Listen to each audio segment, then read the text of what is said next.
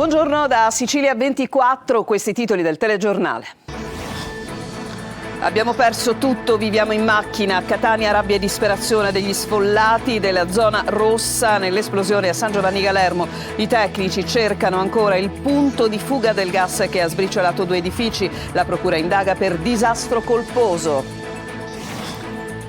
Chissà parli al nostro microfono. L'appello del padre di Marco, il giovane che lotta tra la vita e la morte, investito sulle strisce pedonali a Catania da un pirata della strada.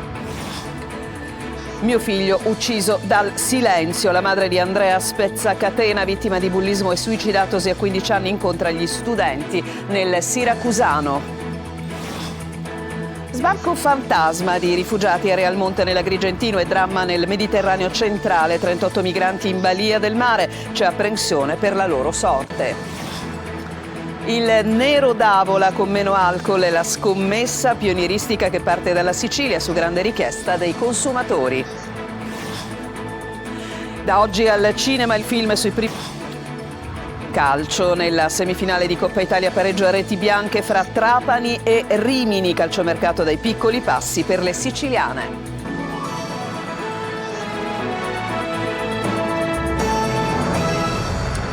Bentrovati, apriamo il nostro telegiornale sulla vicenda che continua a tenere banco, la vicenda dell'esplosione a Catania nel quartiere di San Giovanni Galermo. C'è rabbia e tanta disperazione degli sfollati della zona rossa dell'esplosione appunto di un paio di giorni fa. Abbiamo perso tutto, viviamo in macchina, ci dicono i tecnici, intanto sono al lavoro per individuare il punto di fuga del gas che ha sbriciolato gli edifici. Giusy Lazzara.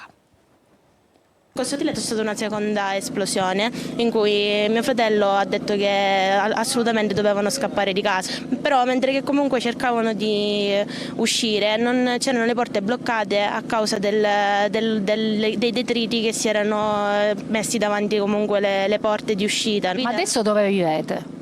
In questo momento siamo in macchina. Questa è la cronaca di una tragedia da chi abitava nell'abitazione accanto a quella sbriciolata nell'esplosione di via Gualandi a San Giovanni Galermo a Catania. Oggi la rabbia, la disperazione dei 150 sfollati della zona rossa che non potranno più rientrare nelle loro abitazioni, gravemente danneggiate dalle fiamme e dal gas. C'è un casinotto, proprio siamo proprio a zero di tutto, non c'è nessun controllo, nessuna cosa, non hanno fatto mai niente di niente qua. Una casa distrutta. Pazienza. Ora sua moglie è entrata dentro per prendere qualcosa? Sì, con mio zio. Finalmente ci hanno chiamato, ma dice per le brandine, ma abbiamo un bambino di 2 mesi che è malato e ha bisogno delle medicine che vanno in frigo. In pochi andranno nel Palacus allestito dal comune di Catania. La scorsa notte solo 10 persone hanno utilizzato queste brandine. Per loro acqua calda e bagni, ma non riscaldamento, perché la struttura sportiva, come tutte le stesse palestre del CUS, non lo prevede. Nel frattempo si lavora per rimuovere le macerie di quello che resta delle 2 palazzine. La tensostruttura allestita dalla Protezione Civile a pochi metri dal crollo è diventata la sala operativa, mentre i tecnici sono ancora al lavoro per individuare il punto di fuga del gas, che ancora non è stato trovato. L'intera area resta comunque transennata e vigilata dalle forze dell'ordine. Stiamo assicurando una cornice di sicurezza agli operatori, ovviamente dei vigili del fuoco e in particolar modo ovviamente dei cittadini. Vigiliamo chiaramente sulle case, ci sono per fortuna sono stati messi quasi tutti quanti le persone coinvolte, abbiamo soltanto 3 persone attualmente ricoverate a causa di questo incidente. Adesso veniamo alle indagini perché la Procura di Catania continua a lavorare, l'accusa intanto è di disastro colposo, ma sentiamo Luca Ciliberti. La Procura di Catania ha aperto un'inchiesta per disastro colposo, ma gli accertamenti sul posto e la continua evoluzione dei fatti potrebbero mutare le accuse. Si attendono infatti le relazioni dei Vigili del Fuoco e della società Catania Rete Gas, che con i propri tecnici, anche in queste ore, sta operando su un'ampia zona per cercare di risalire all'origine della perdita che ha causato le esplosioni di martedì sera e per mettere in sicurezza quella parte della città. Il presidente della società del gas non esclude la manomissione dell'impianto, esclude però la matrice dolosa. Quando i tecnici sono arrivati sul posto tra via Galermo, via Fratelli Gualandi e via Ghezza Gerz, hanno trovato i tombini scoperchiati. Significa che la pressione era già alta nel sottosuolo, con una saturazione importante. Per i tecnici già questo particolare sembra anomalo perché proprio da via Galermo passano le condutture grandi che si chiamano tecnicamente di media dimensione. Adesso bisognerà capire perché la tubatura si è rotta. Tra le tante voci circolate senza filtri e incontrollate nelle ultime ore, anche quella di lavori non autorizzati da parte di alcuni cittadini residenti proprio nella zona interessata e privi di qualsiasi accorgimento. Le testimonianze però vanno tutte nella stessa direzione. Odore acre sin dal primo pomeriggio, richiesta di intervento e tecnici subito all'opera. Tra i feriti infatti ci sono anche 2 operai della ditta Catania Rete Gas e l'ingegnere che seguiva con loro l'intervento. Il fascicolo aperto dalla procura è coordinato dal procuratore aggiunto Fabio Scavone. A Catania lotta tra la vita e la morte. Marco, il 18enne investito sulle strisce pedonali da un pirata sabato alle 4 del mattino in Viale Africa. Quella strada, ricorda il padre del nostro TG, la notte è totalmente al buio, senza autovelox e nessun controllo, ma l'appello dell'uomo è chissà parli. Desire Ferlito. Non sappiamo se Marco si risveglierà o se ritornerà per come era prima. Questo è sicuro, perché comunque ha avuto un trauma cranico, 2 emorragie cerebrali, oltre alle varie contusioni e fratture sparse. Che ha ridotto così Marco non si è fermato per soccorrerlo, né per sincerarsi delle sue condizioni. Ha proseguito la sua folle corsa, forse in preda ad alcol o sostanze stupefacenti. Marco, investito sabato notte alle 4 del mattino al Viale Africa sulle strisce pedonali. Usciva da via Raffineria dopo una serata trascorsa tra amici, travolto da un pirata della strada, lotta tra la vita e la morte. Marco è un ragazzo di 18 anni ricco di amici, di amiche, un ragazzo come spero e credo tanti altri ragazzini cresciuti con una buona educazione, con un buon rispetto degli altri, della società. Per me che sono il papà è un fiore. Quella telecamera potrebbe aver visto chi ha investito Marco. Una macchina bianca che proseguiva a tutta velocità da Piazza Galatea verso la stazione. Questo il luogo dell'impatto. Molti pali dell'illuminazione installati in questo tratto di Viale Africa, ma quella sera non funzionavano, ci hanno raccontato i commercianti della zona. Pare siano stati ripristinati dopo l'incidente. Una strada che il sabato sera soprattutto diventa una pista da rally. Lo ha preso in pieno e lo ha schizzato in aria come se fosse un fazzolettino. E intanto proseguono le indagini della polizia per individuare il responsabile. Chiunque abbia visto qualcosa o abbia qualche informazione che possa essere utile alle indagini, anche in forma anonima, in qualsiasi modo. L'unica cosa che sappiamo per informazione, per fonte di qualche testimone che era lì, che era una Fiat 500, un modello simile al 2007-2008 di colore bianco. A Catania scarcerato e posto agli arresti domiciliari per maltrattamenti in famiglia nei confronti dei genitori, per gelosia, picchia e minaccia la compagna con un coltello da cucina. È l'accusa contestata a un uomo arrestato dalla polizia a chiamarla. La donna è riuscita a fuggire all'aggressione dell'uomo a casa appunto di un familiare. E adesso andiamo a ricordare la storia di Andrea Spezza Catena, un giovane di 15 anni suicidatosi, era oggetto di bullismo. A parlare, a dare voce alla voce che non ha più Andrea, la sua mamma Teresa Manes, che oggi ha incontrato gli studenti a Pachino, nel Siracusano. Sentiamo Francesco Aloi. Quando dal male si può trarre del bene. Lei è Teresa, mamma di Andrea Spezza Catena, vittima di bullismo, o meglio, come dice, del silenzio. Suo figlio aveva 15 anni quando ha deciso di farla finita. Lo chiamavano il ragazzo dai pantaloni rosa, a scuola come sui social. Tutto per un paio di pantaloni. Dietro i bulli ci sono tante ragioni, magari c'è anche la richiesta di attenzione, anche il bullo soffre un disagio che non può non essere accolto. Una storia che qualche mese fa è arrivata anche al cinema, ma è nei suoi occhi, nelle sue parole, che traspare la voglia di fare vivere il suo Andrea. Da quel giorno incontra sempre i ragazzi e oggi è stata a Pachino. Mi sono fatta strumento per la voce che ha soffocato in un grido inascoltato. Bullismo che in rete diventa cyberbullismo. I nostri ragazzi vivono in non sicurezza e noi dobbiamo creare ambienti digitali sempre più sicuri, sempre più adatti anche alla loro vita e alla loro crescita. La richiesta di aiuto non deve mai mancare, a genitori e docenti prima, alle forze dell'ordine dopo, L'importante comunque è denunciare, sempre. Ci sono sanzioni molto gravi che possono arrivare anche a 6 anni di reclusione. La procura per i minorenni è l'organo, l'autorità giudiziaria deputata poi a giudicare questo tipo di condotte. Che messaggio vuole lanciare a chi è vittima di bullismo? Di trovare il coraggio di abbattere il muro del silenzio, perché come dico sempre, quello che ha ammazzato poi mio figlio non è stato il bullismo quanto il silenzio. Come andate con i pantaloni? Sbarco fantasma, Real Monte nell'Agrigentino, ma è anche dramma nel Mediterraneo centrale. Avvistati 38 migranti in balia del mare, c'è apprensione per la loro sorte. Davide Sardo. In uno dei tratti costieri più rinomati del litorale agrigentino è avvenuto uno sbarco fantasma.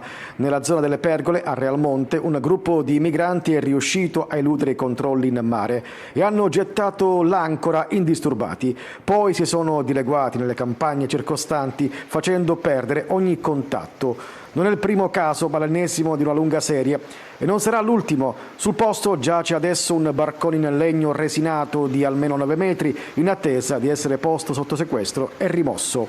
A documentare quanto accaduto e a segnalarlo agli organi preposti è stata l'associazione ambientalista agrigentina Mare Amico.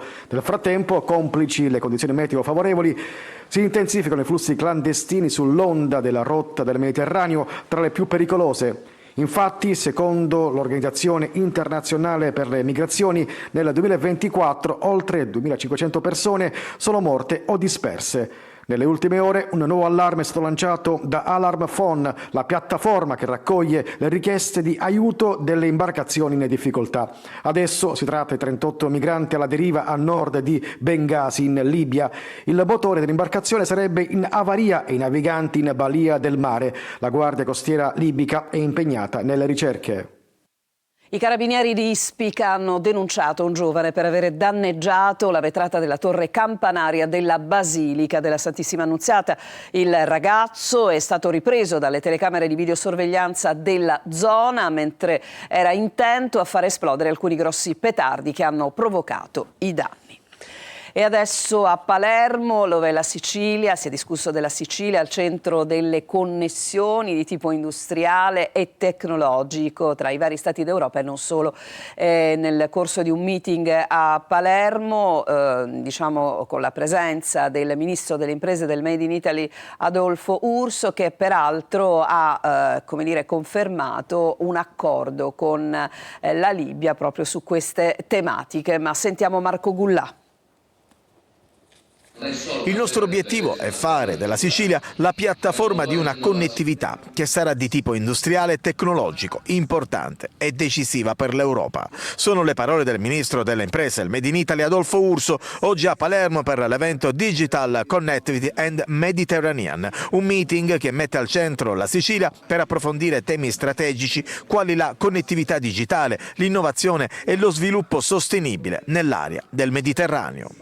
In questo meeting abbiamo posto Palermo e la Sicilia al centro della connettività tra l'Europa e il Sud, l'Africa, il Grande Medio Oriente, il Sud-Est asiatico, perché il traffico di informazioni dei dati passa da qui ed è fondamentale per lo sviluppo e anche per la sicurezza del nostro continente nei rapporti appunto attraverso il Mediterraneo con i continenti in via di sviluppo. Sicilia, baricentro di sviluppo, come sottolinea il governatore Renato Schifani. È evidente che noi ci consideriamo al baricentro di uno sviluppo anche sulle varie tecnologie e siamo fortemente impegnati e determinati.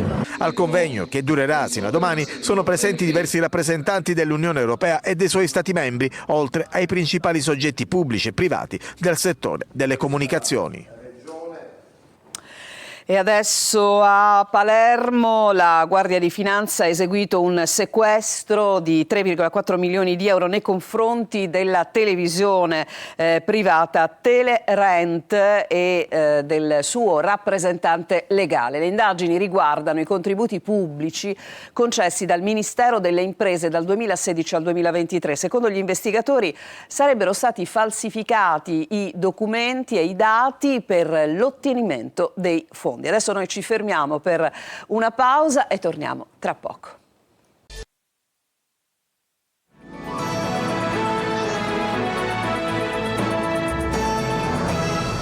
Siamo tornati in studio, il Nero d'Avola, il vino tanto amato, tanto apprezzato con meno alcol. Questa è la scommessa che parte dalla Sicilia proprio a fronte di quelle che sono le richieste dei consumatori in questo particolare momento. Marco Gullà.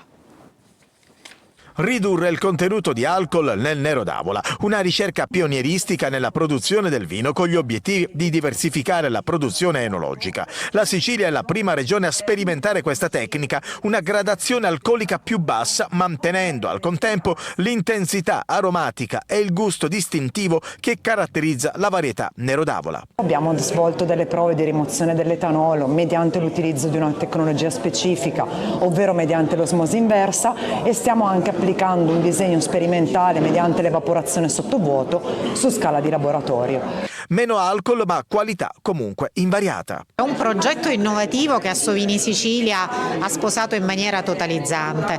In realtà gli obiettivi della ricerca sono tre e sono innovazione, ricerca e attenzione sui cambiamenti climatici che purtroppo dobbiamo necessariamente gestire e fronteggiare. L'abbassamento del tenore alcolico dei vini, il cui grado è condizionato da vari fattori tra cui il clima, è un obiettivo richiesto da un crescente numero di consumatori. Ad una maggiore concentrazione di zucchero nelle uve e di conseguenza ad un maggior tenore di etanolo, il fatto di avere a disposizione dei vini che abbiano un contenuto alcolico inferiore sicuramente potrebbe rappresentare una risposta alle esigenze del consumatore.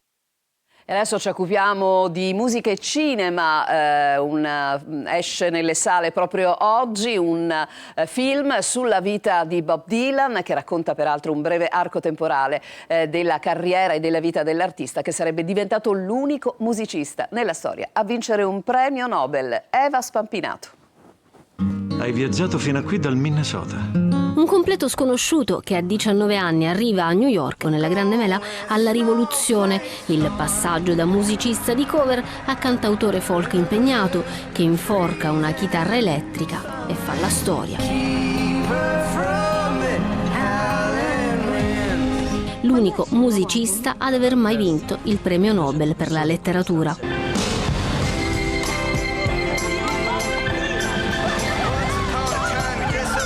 Timothy è il nuovo idolo dei giovanissimi e la sua interpretazione è stata già benedetta dallo stesso menestrello del folk.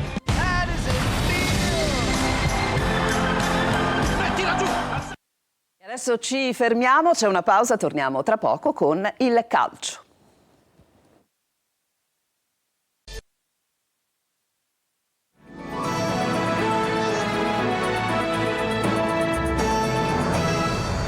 Siamo al calcio, semifinale di Coppa Italia, pareggio a reti bianche fra Trapani e Rimini, la gara di ritorno l'11 febbraio a Rimini deciderà chi giocherà la finale. Franco Cammarasana. Molto vento e poco spettacolo ieri sera al Provinciale nella semifinale di andata di Coppa Italia fra Trapani e Rimini. Il Trapani ha provato a far sua la partita gettando nella mischia parte dei giocatori arrivati negli ultimi giorni, ma le aspettative hanno deluso le attese. Nel primo tempo alla mezz'ora solo una deviazione poco fortunata di Anatriello su un cross di Ciotti e al 42esimo un episodio dubbio per un atterramento in aria dello stesso Ciotti. Qualche emozione in più nella ripresa, al quinto è Parigi per gli ospiti ad avere una buona opportunità. Poi il Trapani a rendersi più intraprendente, impegnando 2 volte il portiere Vitali al 26esimo su una semirovesciata di Lescano e al 33esimo su una conclusione di testa di Sabatino. Nella gara di ritorno l'11 febbraio a Rimini si deciderà chi delle due affronterà in finale la vincente di Giana Caldiero.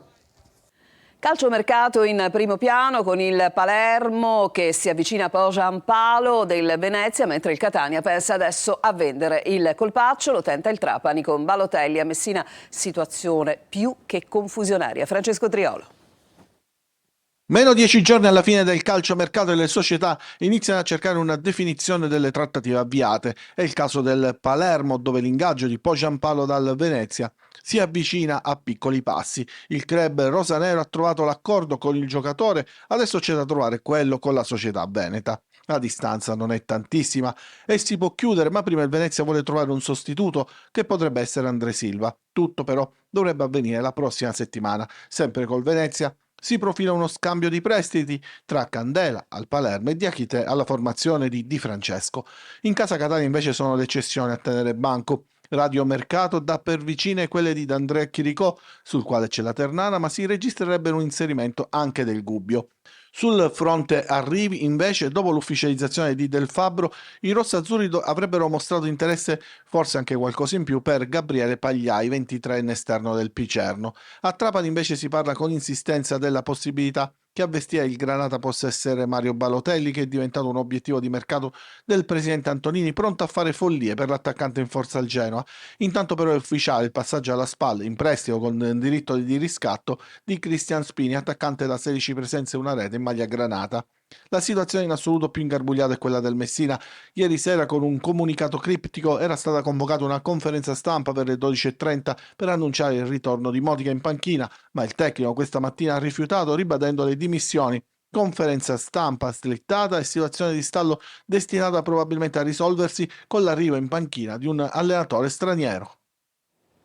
E con questo servizio si chiude questa edizione di Sicilia 24. Vi lascio oggi non al nostro Focus, a prendere il posto eccezionalmente del nostro spazio Focus. Sarà una puntata speciale di Faccia a Faccia Storie, il nostro viaggio da Palermo a Campobello di Mazara, a 2 anni dalla cattura del boss ormai scomparso Matteo Messina Denaro. Il telegiornale tornerà alle 19. A tutti buon pomeriggio.